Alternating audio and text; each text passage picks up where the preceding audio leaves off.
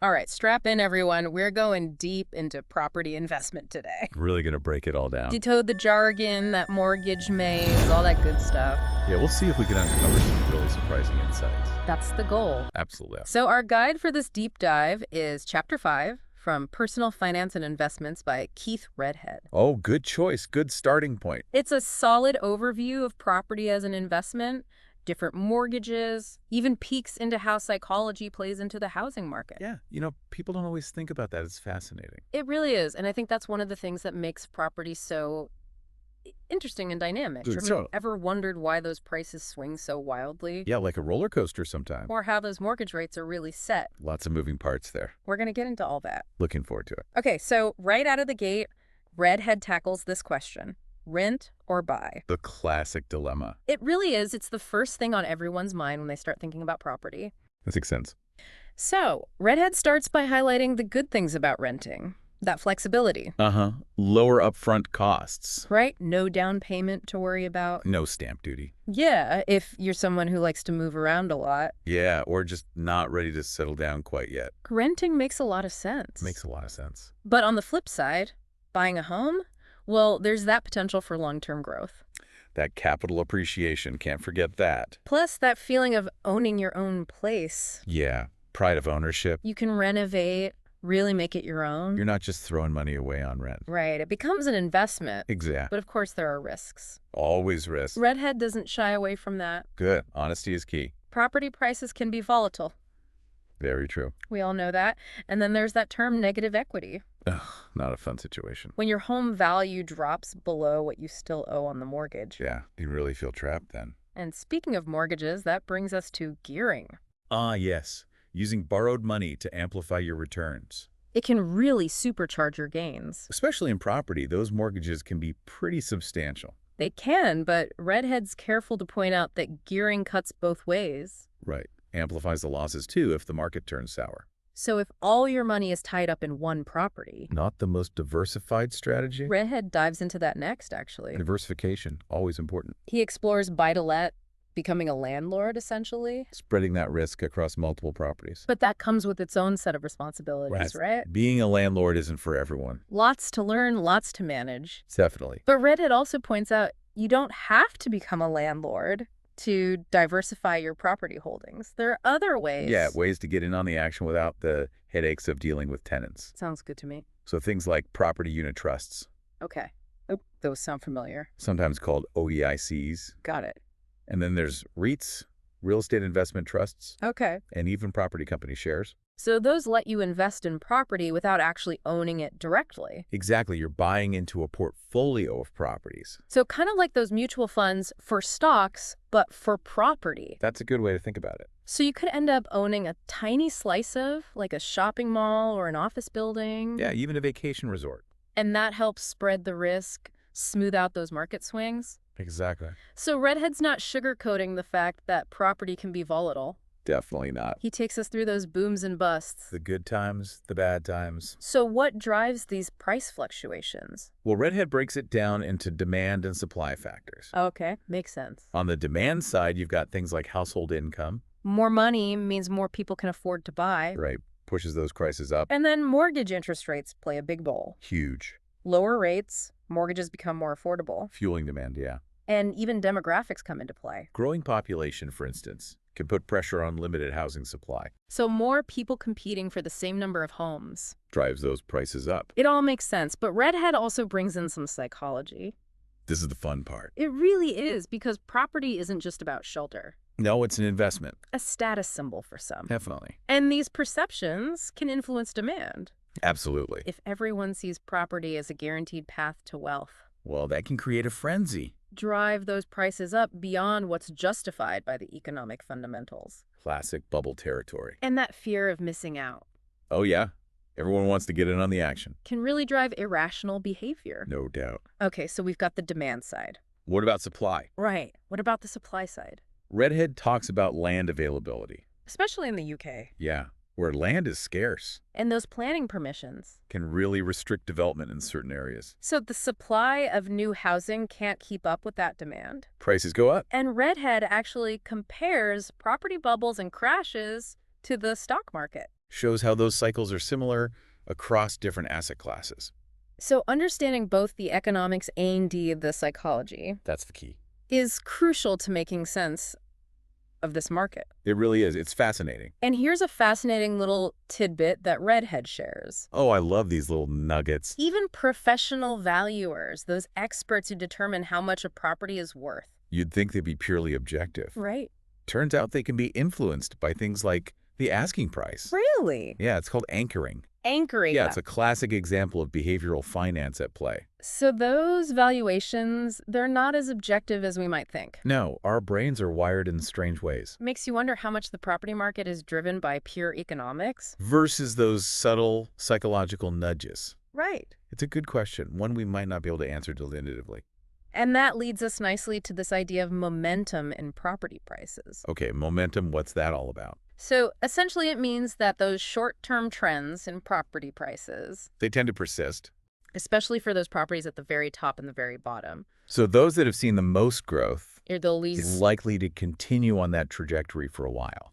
Interesting. So it's kind of like a self-fulfilling prophecy. Rising prices lead to more rising prices. Yeah, and create a feedback loop. But Redhead's careful to point out that this raises questions about market efficiency. Right. Can investors actually exploit these trends for profit? Or is it all just a game of chance? Good question. So understanding those trends might give you an edge, Right? but predicting the future of property prices with certainty. That's a whole other ball game. And that brings us to another big question. Oh, lay it on me. How does property stack up against stocks over the long term? The age-old debate. We've all heard those claims that property is the safest, best long-term investment. While stocks are just risky gambling. But is that really true? Good question. So Redhead throws a bit of a curveball here. Oh, I love a good twist. He cites historical data from the UK, Okay, let's hear it. spanning from 1988 to 2003. A decent time period. And it turns out stock market investments actually delivered higher returns over that period. Interesting. Now, of course, past performance doesn't guarantee future results. That's always the caveat. But it's a good reminder that our perceptions of risk and return, well, they might not always align with reality. So why do we have this ingrained belief that property is safer? Well, Redhead points to our good friend, behavioral bias. Those pesky biases. We tend to overemphasize those dramatic stock market crashes. Yeah, those big drops really stick in our minds. It's called the availability heuristic. We judge the likelihood of events based on how easily we can recall examples. So those vivid images of stock market plunges, They make property seem like this steady, reliable option. even if the data tells a different story. It's all about how our brains process information. Not necessarily about pure rationality. Right, our emotions play a role. And even though those stock market crashes might be more dramatic, More visible, the property market has its own ups and downs. just over a longer time frame. So those swings might feel less intense. But make no mistake, property is not immune to risk. That's a good point to remember. Absolutely. All right, so we've tackled renting versus buying. We've looked at diversification strategies. Say. And we've even dipped our toes into the psychology of the market. The deep end of the pool. Now it's time to face the music. The dreaded mortgage maze. That's right, it can be daunting. All those different types of mortgages. Those terms and conditions. And those interest rate calculations. But don't worry, Redhead's going to guide us through it. Let's do this. So he starts with the basics. Back to basics. Two main types of mortgages. Okay, hit me. Repayment mortgages Uh-huh. and interest-only mortgages. All right, let's break them down. So with repayment mortgages, Yeah. each monthly payment covers both the interest on the loan. And a portion of the principal. So you're gradually chipping away at that balance over time, Slowly but surely. like climbing that mountain. You get there eventually. And then you reach the summit, you're mortgage-free. A great feeling. What about interest-only mortgages? How do those work? So with these, your monthly payments only cover the interest on the loan. So the principal remains untouched. For now, yeah. So it's like treading water, Keeping your head above the surface but not making any progress towards actually paying off that debt. might be just delaying the inevitable. And Redhead brings up endowment mortgages here. The most common type of interest-only mortgage. So with these, you're making regular payments into an investment fund. Hoping it'll grow enough to cover that outstanding loan balance at the end of the term. So it's a bet on future investment returns? You could say that. But there's a risk that the fund won't grow as expected. Right. Could leave you with a shortfall. And this has actually led to some controversy. Yeah, claims that they were missold. Especially in the UK. It's a good reminder to always understand those risks. With any financial product. Absolutely. Especially when you're making long-term commitments. Can't stress that enough. Okay, so repayment mortgages, you're chipping away at that principle. Yeah. Interest only. You're just covering the interest for now. Potentially with that endowment fund as backup. But Redhead doesn't stop there. Of course not. He dives into the mechanics of repayment mortgages. Gets into the nitty-gritty. He dissects those monthly payments. Breaking you down. And shows how even small tweaks can have a big impact on your overall costs. It's all about those details. He even delves into amortization schedules. Tracking how that split between interest and principal payments changes over time. So in the early years of a mortgage, yeah, a larger chunk of your payment goes towards interest. Makes sense. Then gradually shifts towards principal reduction as you go. Like a seesaw. That interest burden slowly lightening. As you build equity in your home. So that's why those early mortgage payments can feel so heavy. Yeah, you're mostly just covering the interest at first. And of course, interest rates play a huge role in all this. Yes. Huge, even small changes in those rates. Could have a big impact. On your monthly payments and that total interest you'll pay over the life of the loan. Exactly. And Redhead also highlights the loan term. How long you have to repay. So a longer term, like 30 years? Might seem tempting. Yeah, lower monthly payments. But you'll end up paying a lot more interest over time. Compared to a shorter term, like 15 years. It's that classic trade-off. Short-term pain for long-term gain. Yeah, exactly. But then Redhead brings up this concept of tilt. Oh yeah, tilt. Which sounds a bit ominous. It's not great. So essentially it means that the real cost of your mortgage is higher in those early years. Because of inflation. Right. Inflation erodes the value of money over time. So those early payments, they're actually worth more in today's terms. It's like paying for a pizza with money from the future. Love that analogy. So those early mortgage payments, they're like paying with super inflated future dollars. Yeah, your money's not going as far. And it's not just inflation. Right. It's also because you're paying more interest in those early years. Front-loaded. And for a lot of borrowers, those early years are when their incomes are lower. Starting out their careers. So those fixed monthly payments. They eat up a bigger chunk of their budget. A real double whammy. Lower income AD, higher real mortgage costs. All at the same time. Tough combo. So Redhead suggests a few strategies. Okay, what are they? Things like opting for an interest-only period at the beginning. To reduce those initial payments. Right, or maybe exploring a cashback payment from the lender. Little lump sum to help cover those early expenses. Okay. But, as always, weigh the pros and cons. There are trade-offs with everything. Interest-only periods mean you're not building equity in those early years. And cashbacks often come with higher interest rates. Or penalties for early repayment. So it's all about finding that right balance. For your individual circumstances. And speaking of different circumstances, Redhead also talks about those fixed-rate mortgages. Ah, yes, the predictability option. You know exactly what your interest rate will be for a set period. Usually a few years. Provides that peace of mind. Definitely. And he explains how those rates are actually determined. Interesting. Lenders typically raise the funds for these mortgages by issuing bonds with fixed interest rates. So it's all about matching those up. Yeah, the borrowing and lending rates. Factoring in their own costs and expectations about future rate movements. It's fascinating. It's not like they just pull those rates out of a hat. No, there's a whole system behind it. But I'm sensing a but coming. There's always a but. Nothing in finance is truly free. Right. So fixed rates aren't necessarily about getting a lower rate. It's more about mitigating that risk of rates rising in the future.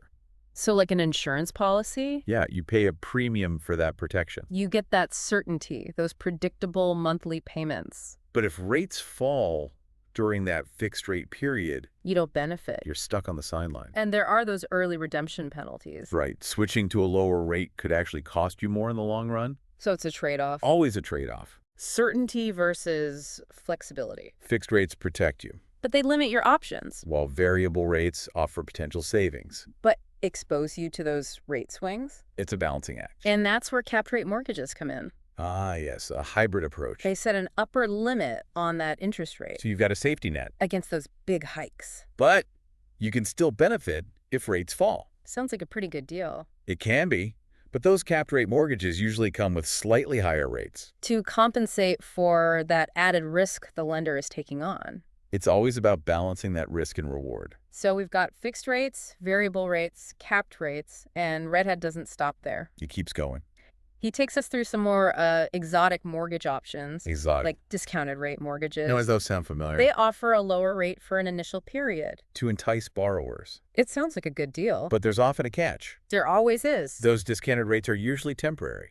So once that honeymoon period is over, your rate probably jumps up. Even higher than the standard variable rate. Could be, yeah. So it's like a bait and switch. Read that fine print carefully. Don't get lured in by those seemingly irresistible deal. Good advice. What other mortgage variations did Redhead cover? I feel like I need a spreadsheet to keep track of all these options. Well, he talked about graduated payment mortgages. Graduated payment? Yeah, those start with lower payments. Okay. But they gradually increase over time. So you're betting on your income rising. You are. To keep pace with those rising payments. It's a gamble. What if your income doesn't grow as expected? Could be trouble. Okay, so proceed with caution on those graduated payment mortgages. For sure. What else? He also mentioned balloon mortgages. Balloon mortgages, those sound kind of scary. They can be. What are those? So you make small payments throughout the term. Okay. But then there's a large lump sum payment due at the end. Oh, wow, like a ticking time bomb. You better be ready for it. So it's like kicking the can down the road and then facing a giant hurdle at the finish line. Pretty much. You'd have to be really sure about that future payment. Yeah, like an inheritance or the sale of another asset. Otherwise, disaster. Potentially. Okay, what other intriguing options did he uncover?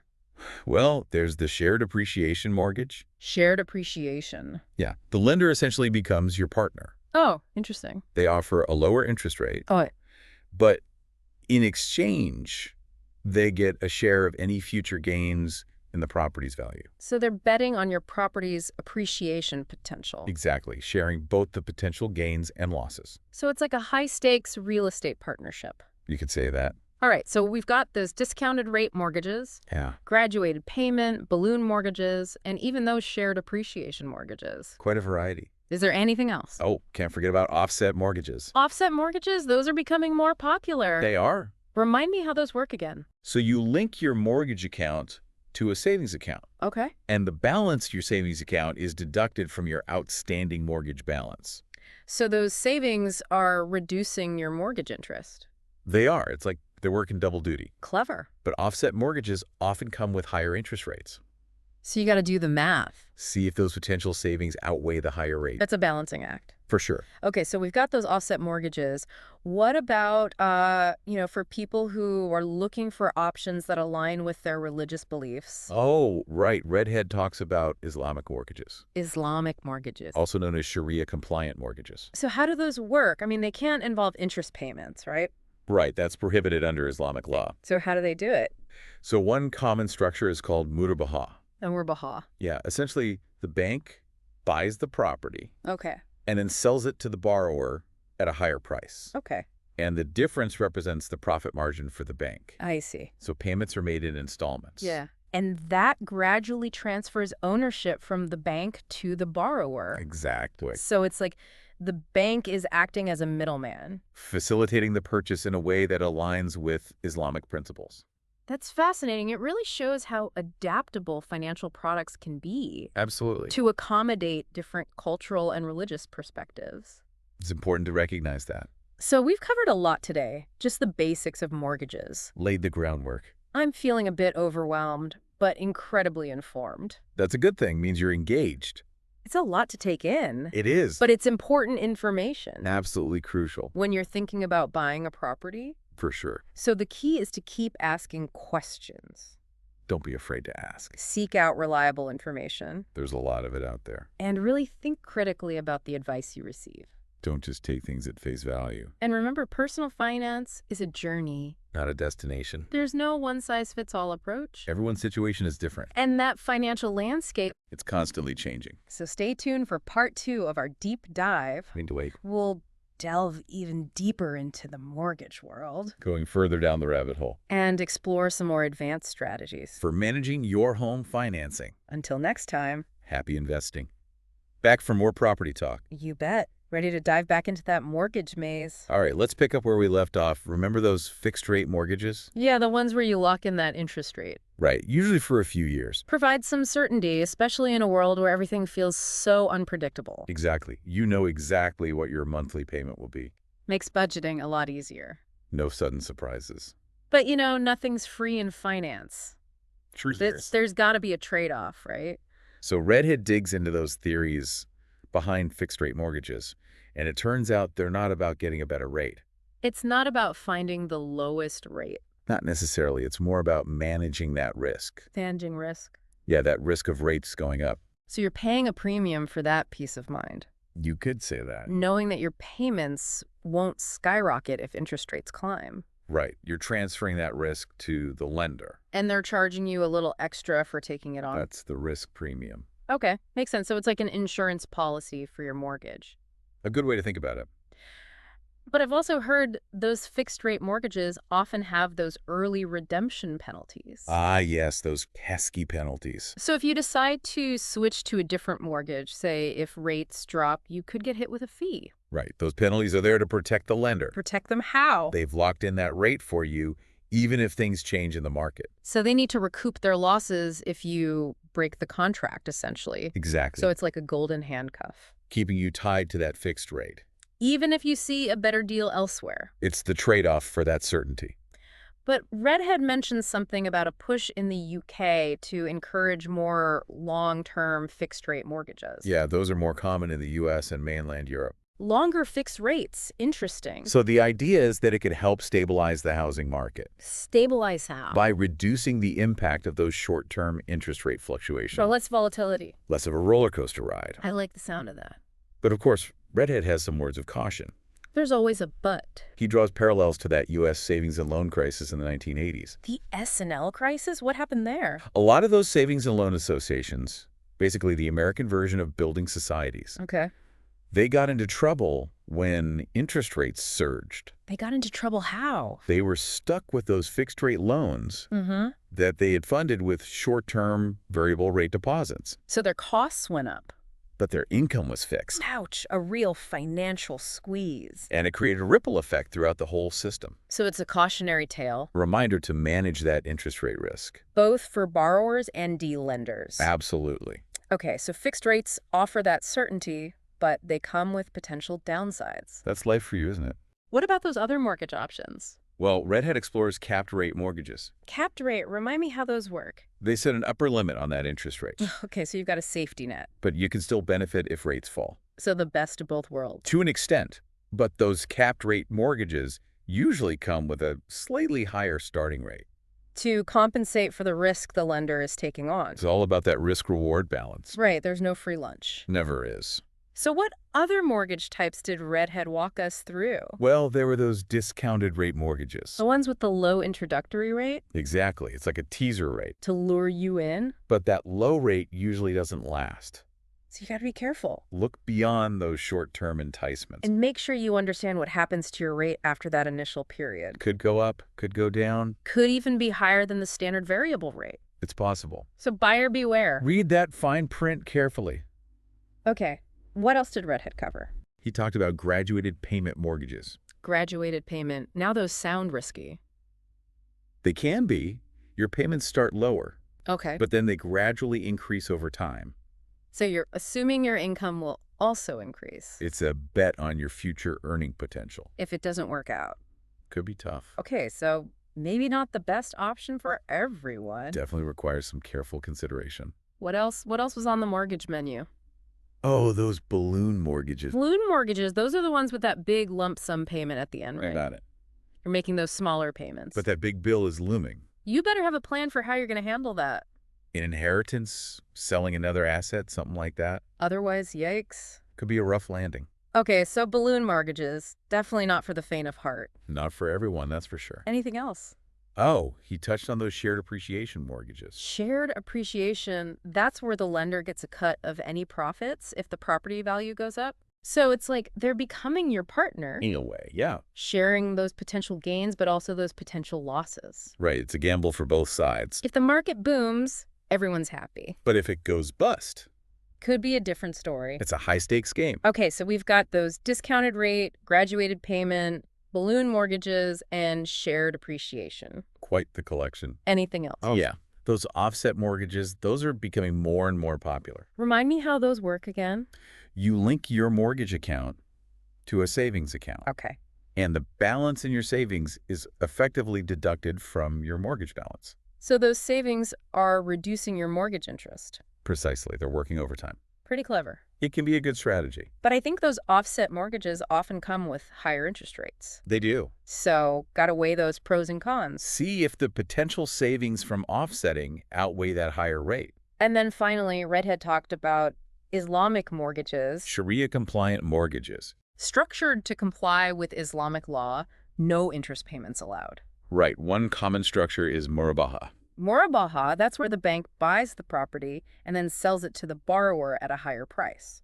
You got it. The difference represents the profit margin for the bank. Okay, and those payments are made in installments. Gradually transferring ownership from the bank to the borrower. So it's like the bank is acting as a middleman. Facilitating the purchase in a way that aligns with Islamic principles. Really fascinating how financial products can be adapted like that. To meet different needs and beliefs. Shows the creativity of the financial world. Absolutely. Okay, so we've revisited those different types of mortgages. Covered a lot of ground. But I'm curious, why are there so many options? Well, it reflects the diversity of borrower needs and financial situations. Not everyone fits into the same mold. Exactly. And the market has evolved to offer a range of choices. To cater to those different needs and risk tolerances. Makes sense. It's like a financial buffet. Something for everyone. I like that analogy. But how do lenders decide which mortgages to offer? And how to price them. Yeah, good question. So Redhead brings in some financial theory here Getting academic. to explain how these products are priced and structured. So we're going beyond just the basics. Peeking behind the curtain. He even mentions the Miles Report. Ah, The class. Miles Report on the UK mortgage market. Provides some fascinating insight. Okay, so tell me more about this Miles Report. Well, it highlights the role of competition in the market Lots of lenders vying for borrowers. and consumer behavior. How people make decisions. Exactly. And it suggests that the UK market isn't as perfect as some economic models might assume. Not perfect. In a theoretical sense, no. So there are other factors at play. Definitely. Things like information asymmetry. Some information asymmetry. Some borrowers are more informed than others. Ah, makes sense. And then those behavioral biases Our old friends. can lead to less than rational decision-making. We don't always act in our own best interests. Unfortunately not. So the Miles Report, it's saying that these behavioral quirks. They can create this rate tart phenomenon. A rate tart. Yeah, borrowers chasing those discounted deals Jumping from one lender to another. every few years. Trying to get that lowest possible rate. Exactly. But the report suggests this can actually contribute to market volatility. How so? Well, those rate-sensitive borrowers, they drive demand up when rates are low. And down when rates are high. It's a self-fulfilling prophecy. So their behavior is actually creating the very fluctuations they're trying to exploit. It's ironic, isn't it? But I'm still curious, why are those long-term fixed-rate mortgages so popular in other countries, relatively rare in the UK? Good question. So the Miles Report dives into that. Let's hear it. It looks at both structural and behavioral factors. Okay, break it down. So one key factor is that historical preference among UK borrowers for variable rate mortgages. Where that interest rate fluctuates. Right, but why do they favor those? Yeah, why take on that risk of rates going up?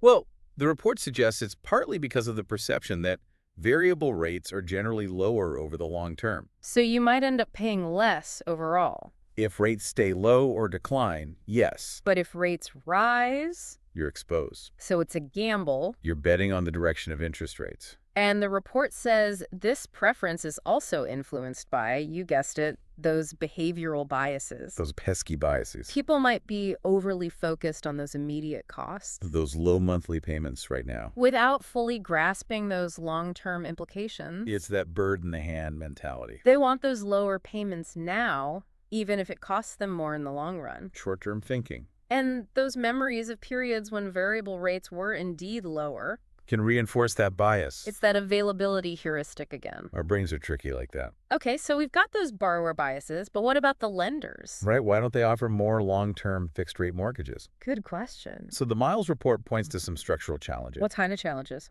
Well, it's difficult for lenders to hedge the risks associated with those long-term fixed-rate loans. They need to protect themselves. If rates fall and borrowers decide to refinance, Right, they could lose money. and hedging those risks, it can be costly So those costs get passed on to the borrowers. in the form of higher interest rates. So it's like a vicious cycle, Lack of demand makes those long-term fixed rates more expensive, which further reduces demand. makes it even harder to break out of that cycle. It's a tangled web. A complex interplay of market forces, consumer preferences, and lender behavior. It all comes together to shape the UK mortgage landscape. It does. But I'm sensing a but coming. You're right. The Miles report doesn't say those long-term fixed rates are unsuitable for the UK. There's hope. There's potential, but it depends on a few things. Okay, like what? Borrowers need to become more aware of those benefits of long-term interest rate certainty, Education is key. and lenders need to overcome those challenges, offer more competitive rates. Easier said than done. It's not easy, but the report suggests greater transparency in pricing, No hidden fees. clearer communication about those trade-offs, Help people understand the different options. and maybe even some government initiatives. To encourage the development of a more robust market for those long-term fixed-rate products? Could be a game changer. Sounds like there's room for innovation and evolution in the UK mortgage market. Absolutely, it's constantly adapting. Okay, so we've explored those big market forces, but let's bring it back down to the individual. Back to the borrower. How can we navigate this complex world and make informed decisions? So Redhead emphasizes self-assessment, Taking stock of our financial situation. knowing your income, your expenses, your goals, And he suggests asking yourself some key questions. before you even talk to a lender. Okay, what are those questions? Lay it on me. First, what's your income, How much do you make? and how stable is it? Can you actually afford those monthly payments? That's the starting point. Don't bite off more than you can chew. What else? Think about your financial goals. What are you trying to achieve? Are you focused on building equity in your home? Or do you need flexibility? Maybe you want to make extra payments. Or take payment holidays? Your mortgage should align with your overall financial plan. Makes sense. So it's not just about finding the lowest rate. It's about finding the right mortgage for your situation.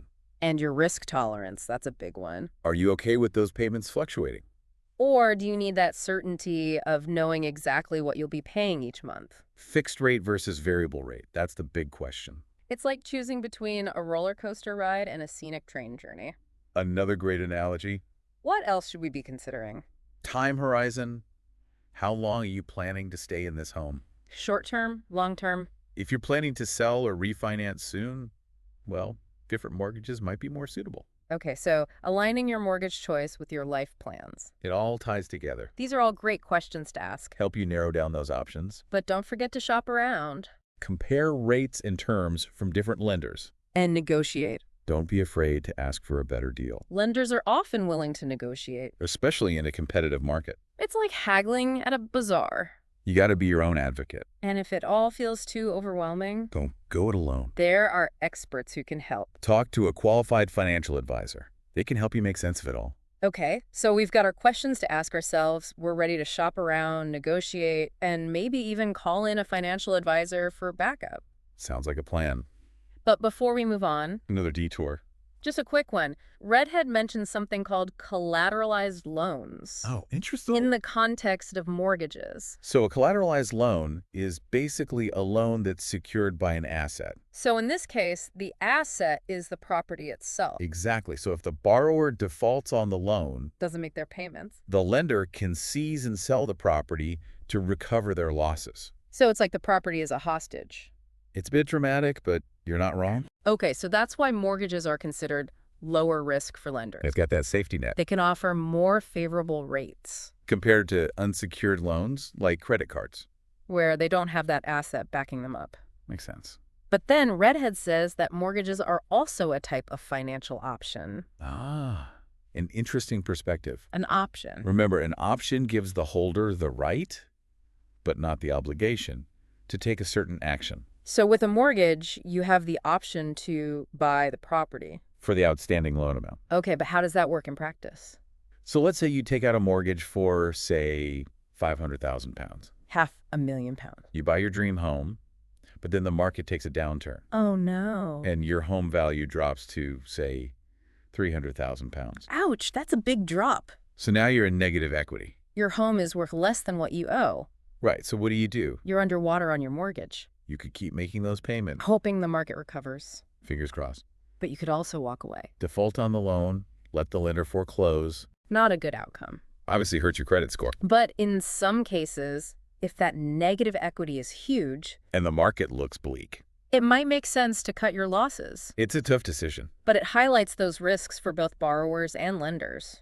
Two sides of the coin. Borrowers could default, Lenders could lose money. so they have to price their mortgages accordingly, Factor in that risk. hence those larger down payments. Or higher interest rates for riskier borrowers. It's a delicate balancing act. Trying to assess that risk. And price it appropriately. Exactly. And this options-based view, it also has implications for how lenders manage their own risks. It's not just about the borrowers. Lenders have their own concerns. They might use sophisticated tools to hedge those risks. Like what?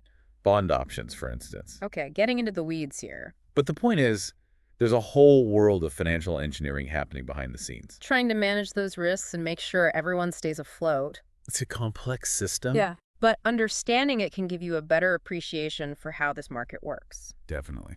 Okay, so we've covered a lot today. Those different types of mortgages, those theories, those behavioral factors. It's been a whirlwind. I'm feeling a bit overwhelmed, but also incredibly informed. That's good. Means you're learning. But I'm wondering about the bigger picture.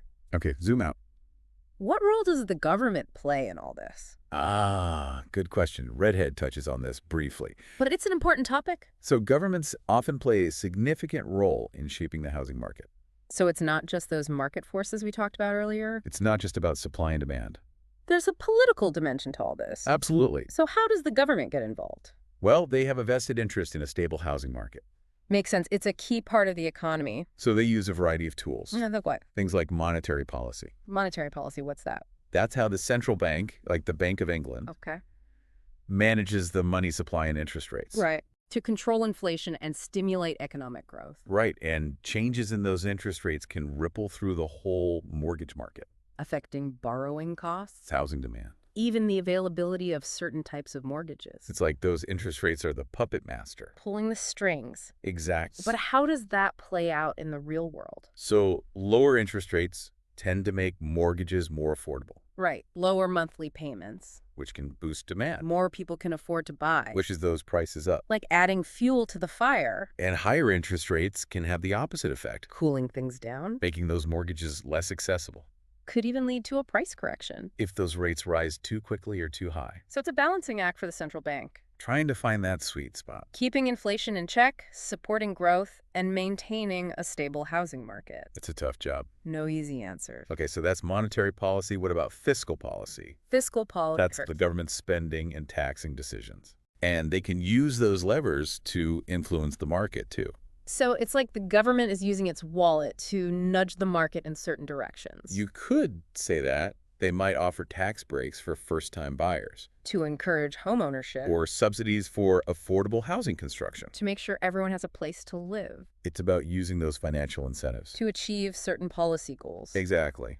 Okay, so monetary policy, fiscal policy, and Redhead also mention regulations. Right. Regulations are those rules of the game. Setting standards for lenders. Protecting consumers. Making sure everything is fair and transparent. They're designed to ensure a stable mortgage market. It's like the referee making sure everyone plays by the rules. Good analogy. But what kind of regulations are we talking about?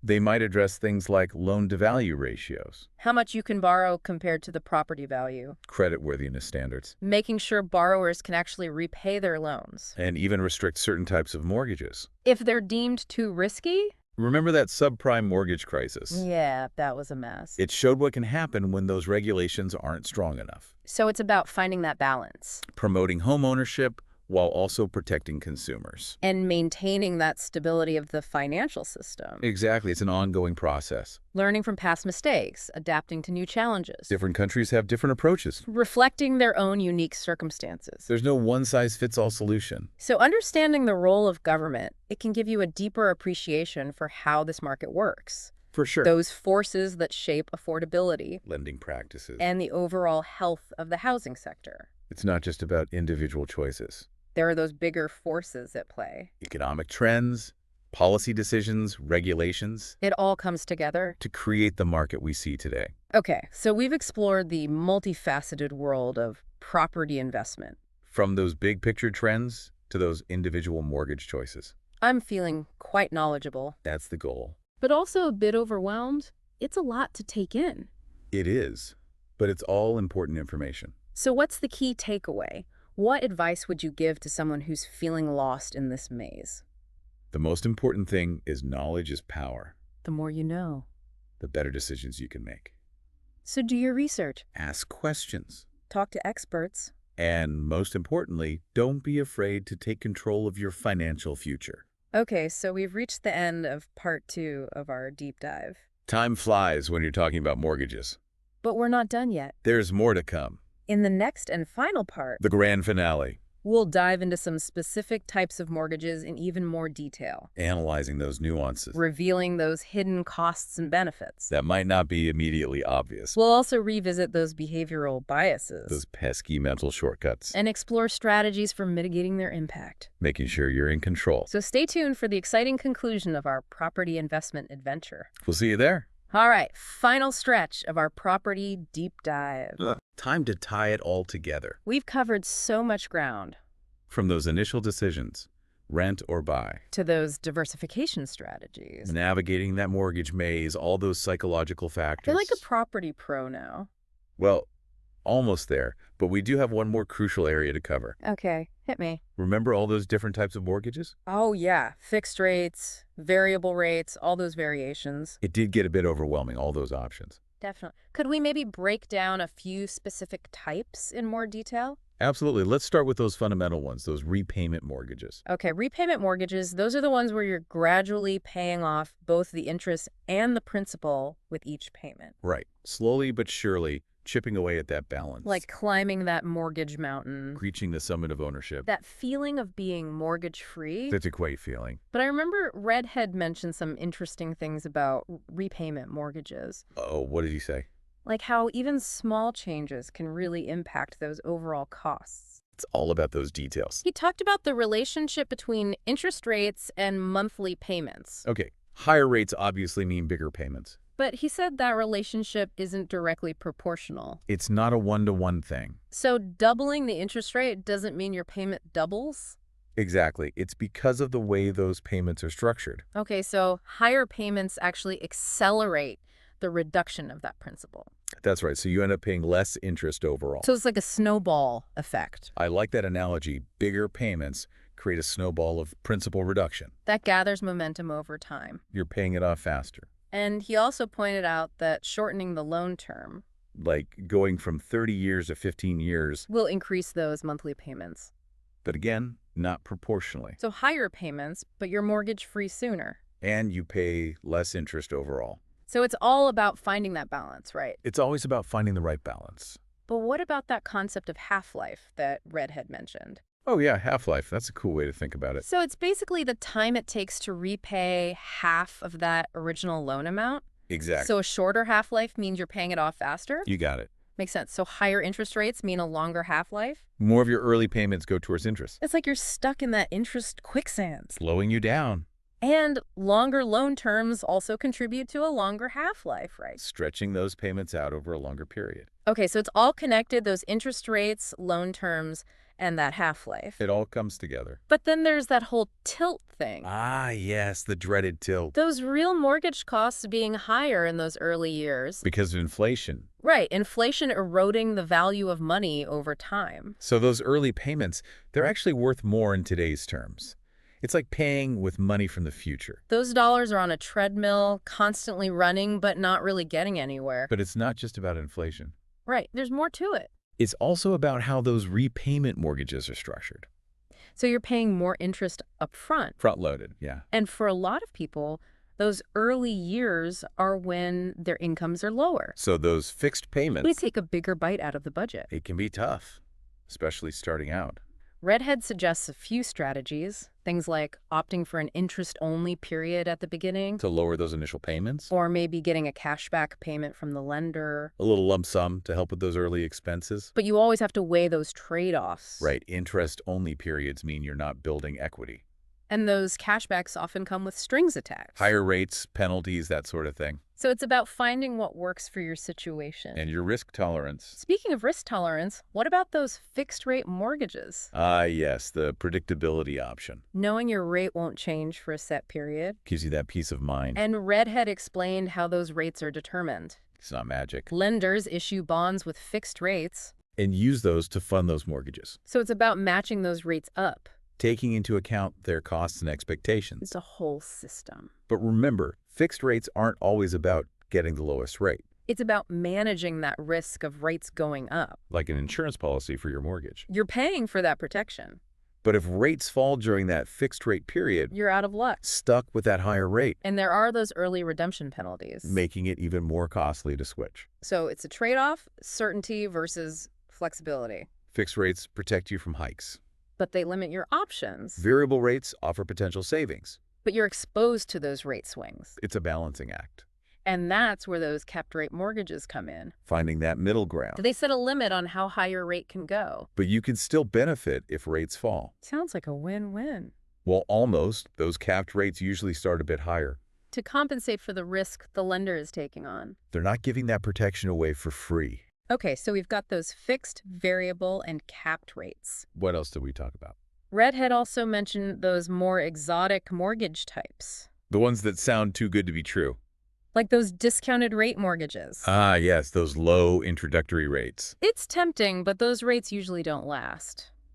You got to read that fine print. See what happens after that initial period. That rate could jump up, even higher than the standard variable rate. So it's buyer beware. Don't get lured in by those short-term deals. Think long-term. Okay, what other variations were there? We talked about graduated payment mortgages. Those are the ones where the payments start low but gradually increase. Right, you're betting on your income rising. Could be risky if it doesn't. Definitely not for everyone. And then those balloon mortgages with that big lump sum payment at the end. You'll be ready for that one. Like a financial time bomb. You need a solid plan for how you're going to handle that payment. Okay, so those are a hard pass for me. And finally, those shared appreciation mortgages. Where the lender gets a cut of any profits. They're sharing in those potential gains and losses. It's like a real estate partnership. But it could work out well if the market booms. Or it could backfire if things go south. It's a gamble for both sides. So we've got discounted rate, graduated payment, balloon, and shared appreciation mortgages. Quite a range. And of course, those offset mortgages. The ones where your savings help reduce your mortgage interest. But they often come with higher rates. So it's all about finding that right balance. And then Redhead also mentioned those Islamic mortgages. Right. Designed to comply with Islamic law. No interest payments. They use different structures, like murbaha, where the bank essentially buys the property and sells it to the borrower. It's amazing how adaptable financial products can be. To meet different needs and beliefs. So we've come full circle. Explored so much. From those big decisions to those nitty-gritty details. It's been quite a journey. I feel much more informed now. That's what we're here for. But there's one key takeaway. One piece of advice you would give. It's that knowledge is power. The more you know about this world, the better equipped you'll be to make those informed decisions that align with your goals and values. So keep learning, keep asking questions, keep exploring. Don't be afraid to reach out for help. There are resources available, experts who can guide you. And remember, personal finance is a journey, not a destination. Enjoy the ride. Thanks for joining us on this deep dive. Until next time, happy investing.